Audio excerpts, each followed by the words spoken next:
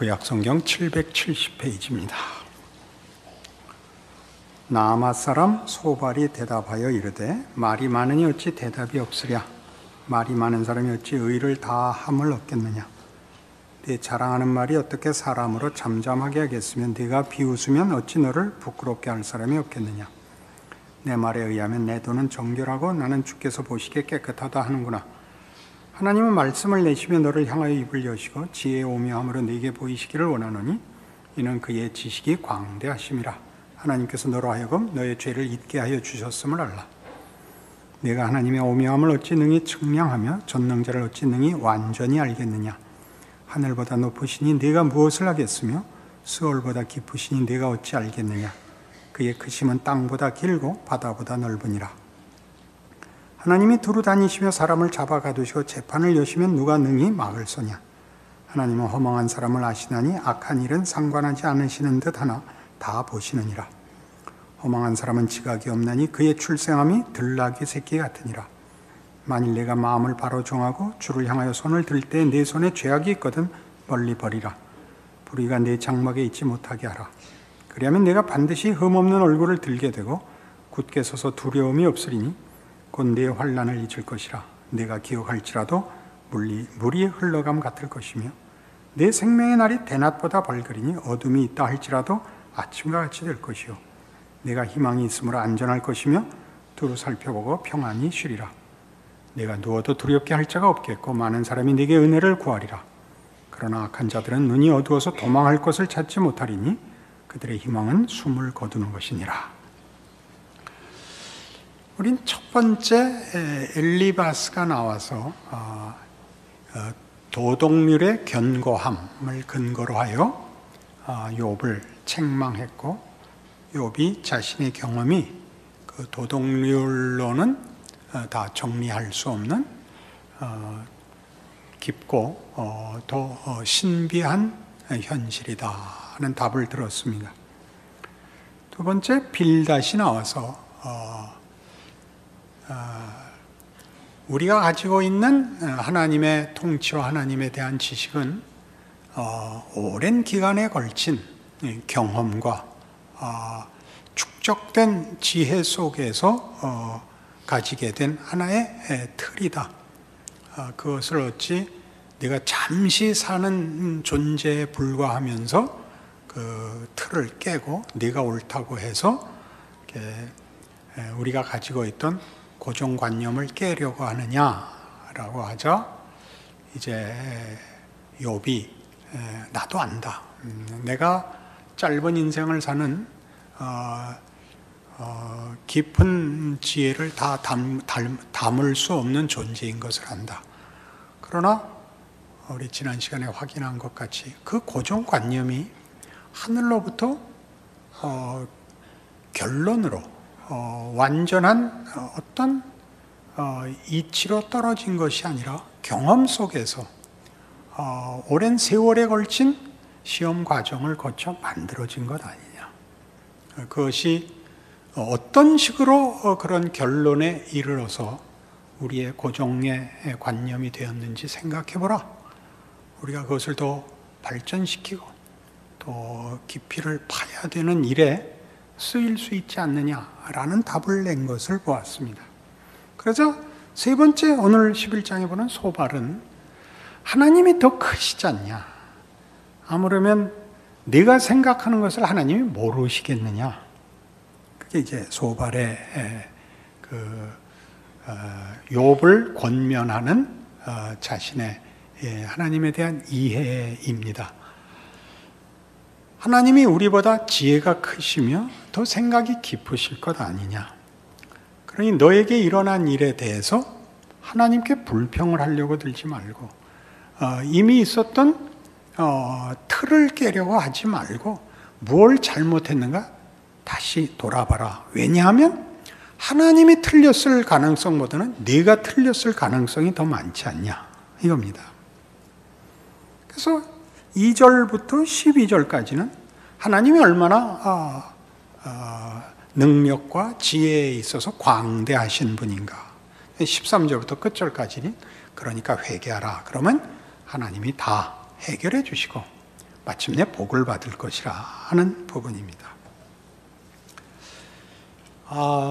이 소발에 우리 앞에 있었던 두 사람도 마찬가지입니다만 이 세 사람이 제시하는 하나님에 대한 이해는 다 진리의 한 부분을 잡고 있는 것입니다. 그 자체가 잘못됐다고 제시되지 않고 다만 욥이 지금 겪고 있는 경험을 담아내기에는 그것이 부족하다. 이것이 욥기의 이제 중요한 주제입니다. 도덕으로도 담아내지 못하고 경험으로도 담아내지 못하고 신비라는 이름으로도 담아내지 못하는 그 무엇, 그것이 욥에게 지금 경험되고 있습니다. 그러니까 우리도 가만히 생각하면 우리가 기독교 신앙을 가지고 이해하는 하나님과 하나님의 일하심에 대한 이해가 우리도 아마 이 세 가지 중에 어느 하나거나 셋을 적당히 섞어 놓은 것일 것입니다. 그러나 결론에서 보듯이 회개하라 라는 이 말은 이렇게 섣불리 쓰면 안 된다 하는 것이 중요한 교훈입니다. 섣불리 쓰면 안 된다는 게 무슨 뜻이냐 하면 하나님은 정말 신비로우십니다. 하나님은 당연히 도덕성을 가지고 계시며 경험 속에서 당신의 신실하심을 증명하시는 분이며 그리고도 측량할 수 없이 크신 분입니다.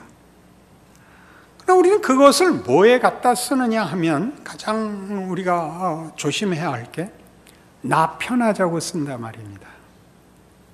그러니까 우리는 누구가 괴로워하고 의심하고 고통하고 불만하는 것을 옆에서 못 견디는 것입니다. 그래서 나도 불안하기 때문입니다. 내가 완전하고 충만하면 옆에서 누가 불만을 토하거나 비명을 질러도 괜찮은데 내가 아슬아슬한데 옆에서 넘어가면 그 여진이 나한테 올 게 너무 뻔하니까 붙드는 겁니다. 내 말 들어라. 그리고 잠잠해라. 너 비명 좀 그만 질러라.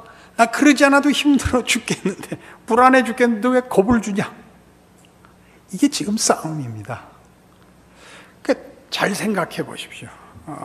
그리고 회개인데 13절부터 마지막 절까지가 회개하라. 근데 회개란 안심하고 확인하는 것이 아닙니다. 회개란 뭐냐면 내가 아는 길, 내가 확실한 길을 하나님에게 넘기는 겁니다. 우리는 보통 예수로 인한 구원에서 이제 회개라는 것이 맨 처음 예수를 믿는 것과 함께 요구될 때 길을 돌이킨다 라는 개념으로 더 잘 갖고 있는데 그 길을 돌이킨다는 것이 하나님 모르던 인생에서 하나님의 통치 아래 순종한다는 개념입니다. 돌이킨다는 게. 그러나 사실 따지고 보면 이 돌이킴은 우리에게 무엇으로 제일 많이 이해되고 있냐면 윤리적으로 제일 많이 이해되고 있습니다. 거짓말하던 거 안 한다. 이게 더 큰 이해고 하나님께 순종한다고 했을 때 하나님이 누구시냐에 대한 이해는 대부분 더 깊이 안 들어옵니다. 하나님은 사랑, 거룩 이렇게만 들어와 있고 모호합니다. 그리고 그것으로 안심이 안 되는 것을 서로 사실은 애써 외면을 하고 더 깊은 질문이나 갈등이 되지 않도록 조마조마하게 예수 믿고 사는데 누가 으악 그러면 으악은 저 사람이 질렀는데 나가 넘어지는 건 나인 겁니다.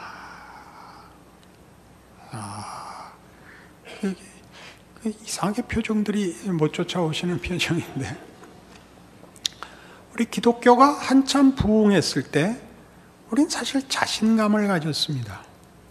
그리고 지금 어려운 형편을 맞이하자 다 같이 두려워하기 시작을 했습니다. 바로 그 문제죠. 우리가 부흥했을 때 넉넉한 것도 아니고 지금 배척을 받거나 공격을 받고 있다고 해서 불안할 것도 없는 것이 예수 믿는 것입니다. 하나님은 여론이나 대세나 힘에 의해서 흔들리거나 타협을 해야 할 분이 아니며 우리가 하나님을 보호하고 지켜야 되는 분도 아닙니다. 그분의 전능하심과 신실하심과 선하심에 대하여 우리가 굳은 고백을 했는데 우리는 사실은 그 본질적인 것으로 우리의 위안이 되거나 힘이 되기보다 밖에 있는 환경에 의해서 더 많이 흔들립니다. 그리고 비명을 질러댑니다. 그렇지 않습니까? 많이 드는 예이지만 하나님 앞에 와서 도대체 뭘 구하는 겁니까? 내 불안과 내 의심과 내 모호함을 없애달라는 것이지 하나님을 더 알게 해달라는 것은 안 합니다. 그러니까 오래 믿은 시간은 있는데 하나님에 대해서 더 아느냐 그러면 꼭 그렇다고 얘기할 수 없는 그런 이상한 신앙을 우리가 갖고 있습니다. 거기에 대한 도전이지요, 욥기는. 그래서 지금 이 신비는 사실 하나님을 우리가 다 이해하고 측량할 수 없다라는 데 초점을 가지고 있고 우리를 초대하고 있습니다. 하나님을 이해할 수 없다 하는 것 한번 우리가 몇 가지만 따져볼까요? 하나님이 아브라함에게 이삭을 바치라고 합니다. 여러분 뭐라고 답을 하시겠습니까? 아브라함이 어느 날 여러분 집에 찾아와서 아무개 난 큰일 났네. 하나님이 나보고 나 100살에 얻은 아들을 내놓으려는데 어쩌면 좋나. 뭐 하는 짓이야? 믿음은 어디다 두고 그렇게 답하시겠어요? 아니 하나님이 어떻게 자식을 내놓으라 그래? 그건 이방신들이나 하는 거 아니야? 네가 잘못 들었겠지. 당연히 그 얘기 안 하겠어요? 야, 하나님이 그러실 줄은 난 몰랐다. 그게 정상적인 반응 아니에요? 그게 일어나고 그걸 요구하셨다고요. 우린 결과를 아니까 쉽죠. 이삭을 잡기 전에 그만해도 된다라고 하셨으니까. 거봐라, 내 그럴 줄 알았다. 그건 영화를 다 본 사람이 한 얘기고 그 속에 내가 주인공으로 들어가 있으면 펄펄 뛸 일이죠. 소주 한 병, 두 병으로 해결이 되겠습니까? 그렇죠? 우리로서는 이해할 수 없는 일입니다. 그러나 그 일로 인하여 하나님이 아브라함에게 약속한 너는 복의 근원이 될지라는 우리의 이해가 닿을 수 없는 크기라는 것을 우린 어렴풋이 알게 됩니다. 하나님이 그를 복의 근원을 만들고 열국의 아비가 되게 한다는 것은 우리로서는 이해가 가지 않는데 그걸 하실 분이다. 우리가 모르는 방법으로 하나님의 더 깊고 무궁한 능력과 지혜의 차원에서 이런 일들은 얼마든지 가능하다라고 우리의 이해의 어떤 한계를 깨버리셨습니다. 이삭을 바쳐라 해서. 아브라함이 이삭을 바쳤다고 우리는 늘 얘기하죠. 하나님이 아브라함에게 이삭을 바쳐라 라고 도전해 오신 하나님 앞에 우리는 놀라는 겁니다. 안전망, 안전한 조약, 안전한 관계, 우리가 알고 있는 종교라는 이름으로 우리가 기대하고 요구하는 그 한계를 벗어나 확 열어젖힌 문, 벽을 뚫고 들어오시는, 집을 날려버리시는 하나님 앞에 집 안의 안전망이 아니라 펼쳐진 모든 세계가 네 것이다. 그 집에서 나와라 하는 음성을 듣는 것 같은 것입니다.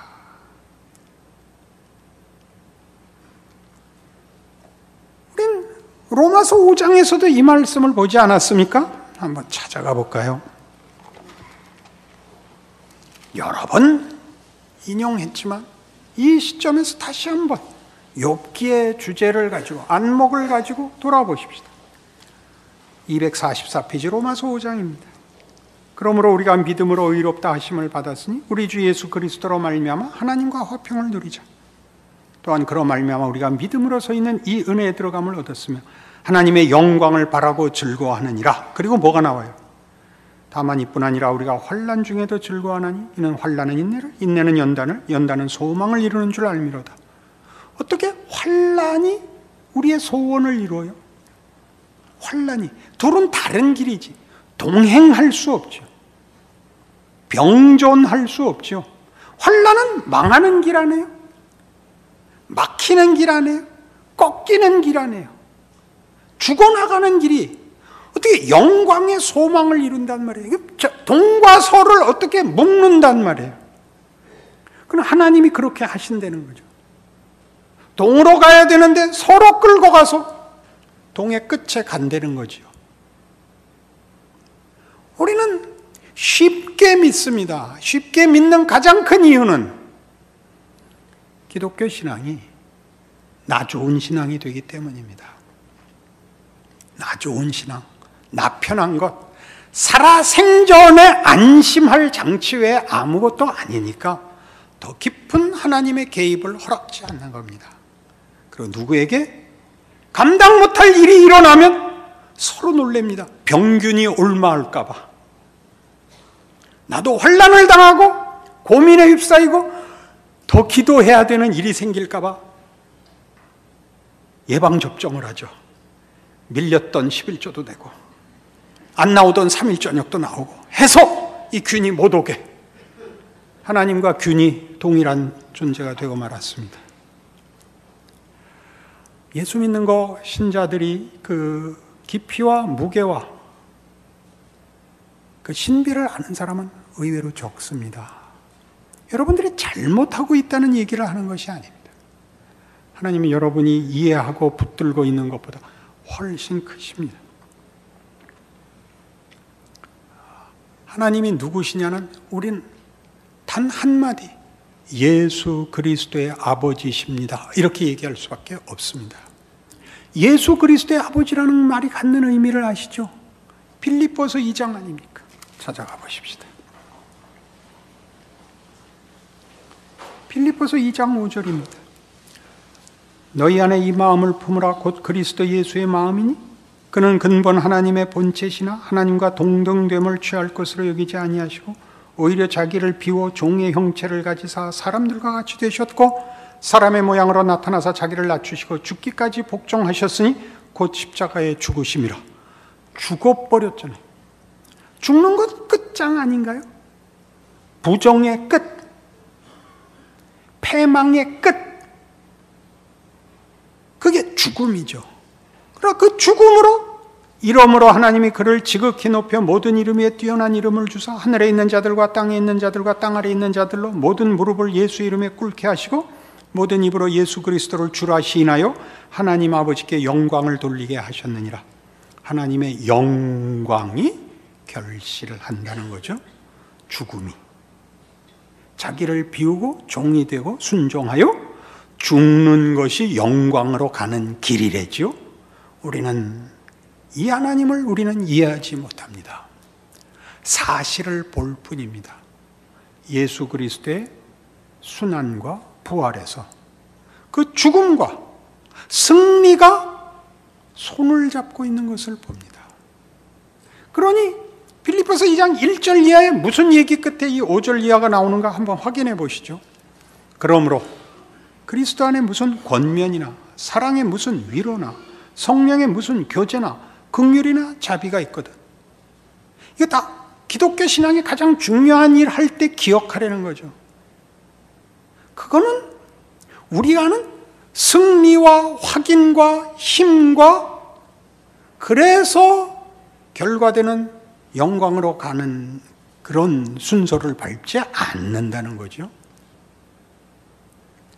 하나님은 이 옳은 길, 하나님께 순종하는 길, 자신을 버린 길들로 우리를 죽여서 영광으로 끌고 갈 것이니까 옳고 맞고 그 말이 그 말이네요.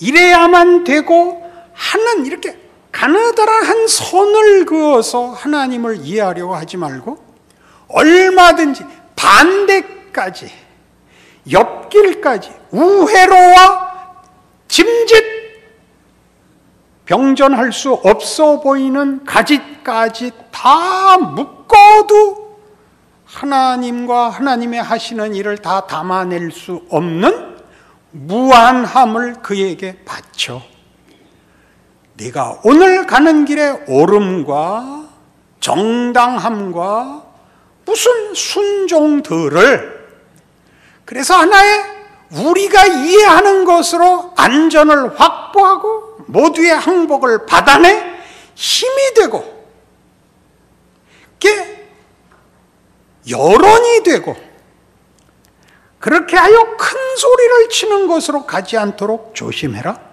이렇게 등장하고 있는 것입니다. 어렵죠? 여러분 모두 신앙생활을 하면 제가 아는 한, 제가 경험한 신앙생활의 가장 큰 시험은 이겁니다. 내가 옳고 내가 하나님 앞에 간절한데 하나님이 나를 감춰놓고 절대 확인시켜 주지 않는다는 사실입니다. 그리고 내가 봐서는 저게 가짜인데 저게 큰 소리를 치고 저게 옳고 저게 보상을 혼자 받고 있다는 사실입니다. 하나님 이건 억울합니다.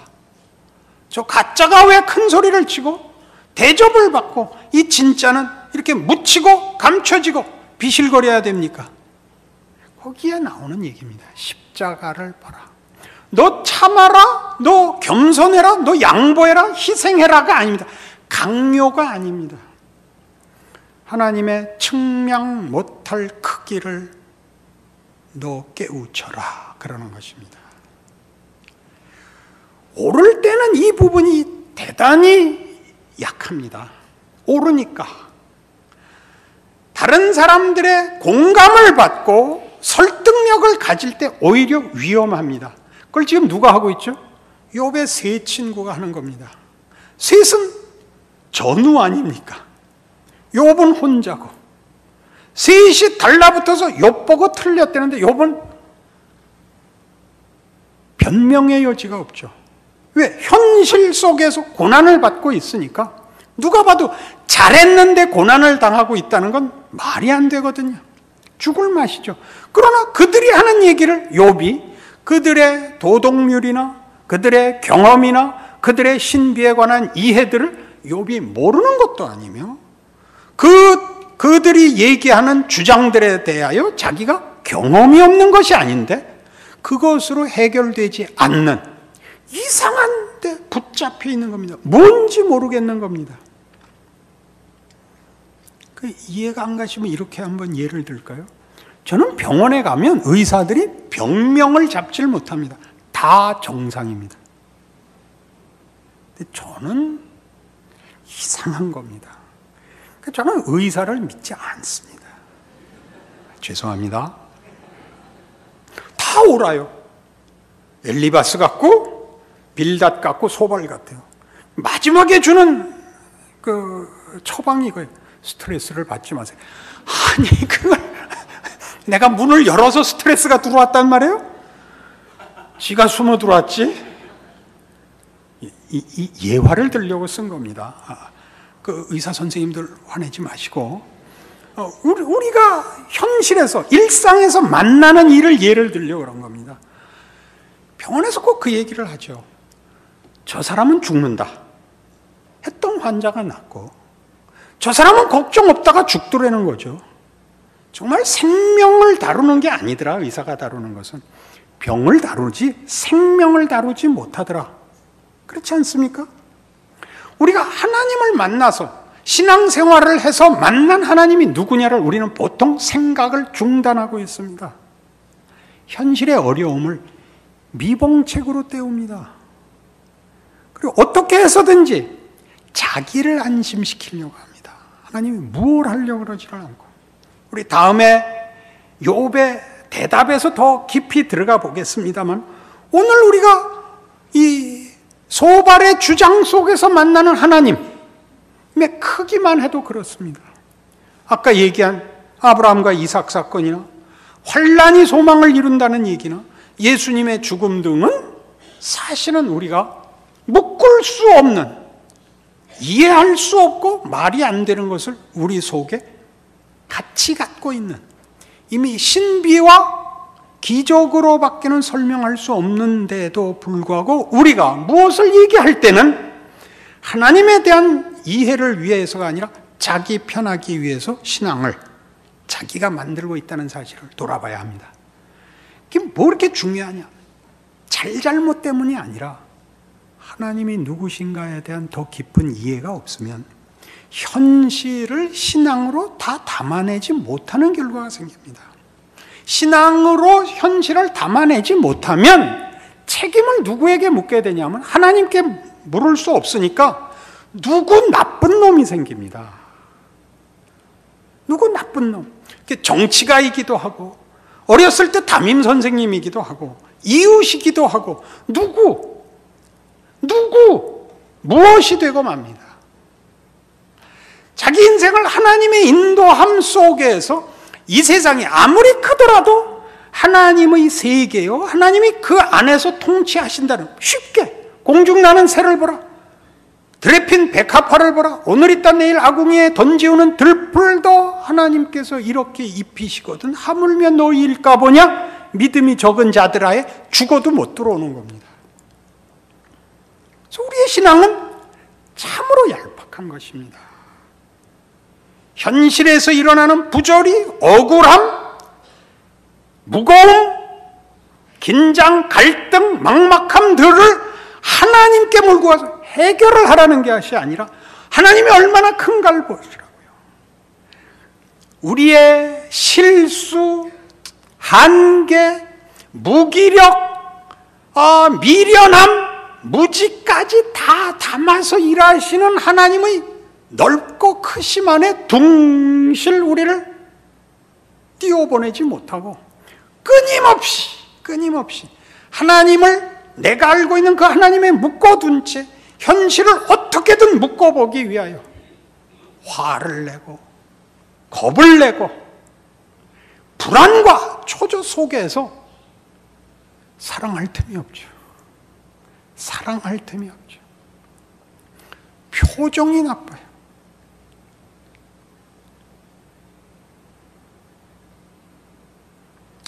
너무 몰고 가면 안 되겠죠?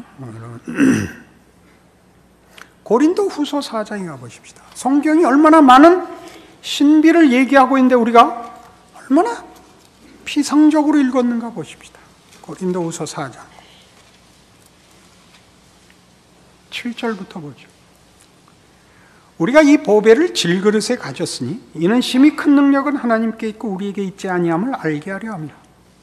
우리가 사방으로 우겨쌈을 당하여도 쌓이지 아니하며 답답한 일을 당하여도 낙심하지 아니하며 박해를 받아도 버림바 되지 아니하며 거꾸로 뜨림을 당하여도 망하지 아니하고 우리가 항상 예수의 죽음을 몸에 짊어지면 예수의 생명이 또한 우리 몸에 나타나게 하려 합니다.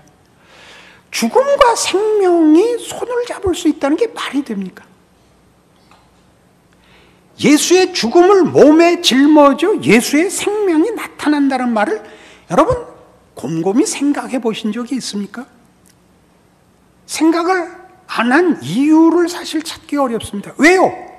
신자의 현실은 죽음이고 그리고 그 약속은 생명 아닙니까? 죽음과 생명의 그 혼돈 속에 있으면서 굳이 물을 수 없었던 이유는 물어봤자 복잡하니까 답이 안 나오니까 혼자 해결했죠. 어려우면 십자가, 잘 되면 응답, 이렇게 메꾸고 사느라고 예수 믿는 깊이와 진정한 신비는 또 신자라는 이름으로 사는 인생과 현실을 늠름하게 살 모든 영광을 놓쳐버렸습니다. 이게 말하자면 좀 분합니다. 예수 믿는 건 나가서 무슨 훈장 달고 시위를 해야 되는 건 아니지만요. 우리 세상 사람들도 그 사업하는 친구나 무슨 다른 일에 종사하고 있는 친구들 만나면요, 그 별로 우는 소리 안 해요. 그냥 인생이 그런 거야 하고 이렇게 늠름하게 버텨요. 베테랑들 같이 말이죠. 예수 믿는 사람들이 훨씬 그 문제에 힘이 없어요. 놀라요, 놀라. 너 그렇게 살면 안 돼. 좋은 의미로 그러는 줄은 압니다. 그것 밖에는 자신의 정체성을 확인할 방법이 없어서 그러는 거예요. 술 먹는 동창 놔두세요. 그가 하루를 견디는 거예요. 내일을 견디기 위하여 소주 한 잔 먹는 거예요. 그거 갖고 펄펄 뛰지 마세요. 술 안 먹는 게 전부인 신앙 갖고는 안 돼요. 그게 자기를 증명할 유일한 내용이어서는 안 된다고요. 술 안 먹는 게 아니라 하나님의 신비와 부르심의 크기에 대한 항복, 현실과 자기 인생과 존재를 담아낼 마음의 용기, 그게 신앙이지요. 어려운 문제를 괜히 건드렸죠. 술 얘기는 하지 말고. 그럼 담배 얘기를 할까요? 우리가 얼마나 기독교를 치사한 문제를 걸어가지고 증명을 해야 될 만큼 가난해졌는지 아시겠어요? 술 아니면 담배 얘기밖에 할 게 없어요. 우리가 가난하다니까.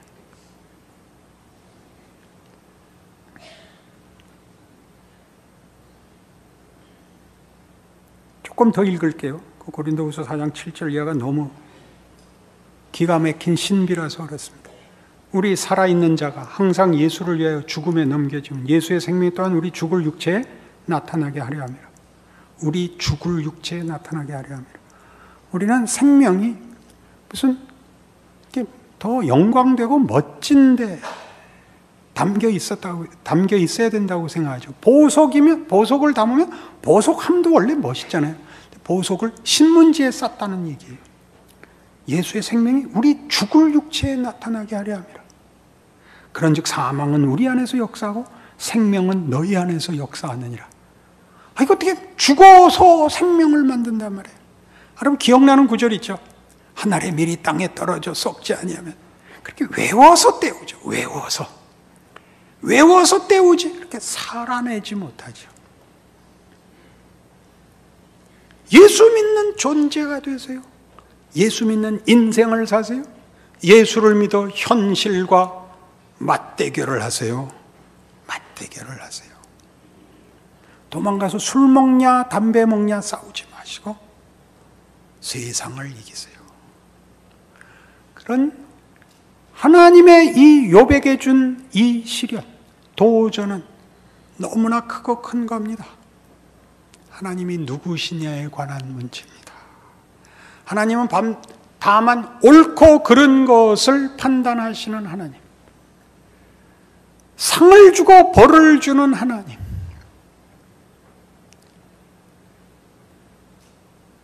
열심을 다해서 기도하면 응답하고 등 두드려주는 하나님, 우리가 그를 외면하면 당신도 외면하는 하나님, 이렇게 작지 않다는 얘기입니다. 그래서 우리 인간에게도 그렇습니다. 우리 인간 세계에 있어서도 사람이 다만 이해관계나 옳고 그른 것으로만 인간관계를 맺지 않습니다. 인간이란 존재는 그의 관계에서, 그의 삶에서 그것보다 큽니다. 도덕보다 큽니다. 소원보다 큽니다. 무엇가 이루어졌으면 좋겠다는 건 다만 무슨 부자가 되고 무슨 높은 지위를 얻고 건강해지고 라는 소원이 그 사물로 비유되고 있는 것이지, 행복이란 그것보다 언제나 큽니다. 행복을 다른 표현으로 쓸 수 없기 때문에 그런 표현들을 도입하고 행복이라고 말을 하지만, 행복이란 어떻게 취득하는 어떤 사물 쫓아가 빼앗는 물건이 아니지요. 다만 존재하고 다만 이기는 것이 전부가 아닌 존재라는 뜻이죠. 보다 큰 존재이죠. 하나님이 우리를 그렇게 만드셨습니다. 우리에게 아버지가 되기로 하셨고 우리를 자신의 자녀로 부르십니다. 그는 우리에게 믿음을 요구하시고 거룩을 요구하시며 사랑을 요구하십니다. 그 크기에 있기에 이제 여러분 영혼을 꺼내 들고 와서 서십시오. 그리하여 하나님을 아는 것이 무엇인지를 하나님 앞에 물어 우리 삶에 제일 큰 영향을 미치고 위협인 세상과 현실을 이기십시오. 하나님을 아는 기쁨, 그의 자녀로 사는 명예, 인생의 신비와 위대함, 그것을 살아갈 용기와 믿음과 기쁨과 자랑을 쟁취하십시오. 구하여 얻으십시오. 그리하여 남의 얘기 듣지 말고 여러분이 하나님의 자녀로 사는 기쁨을 누리십시오. 기도하십시다.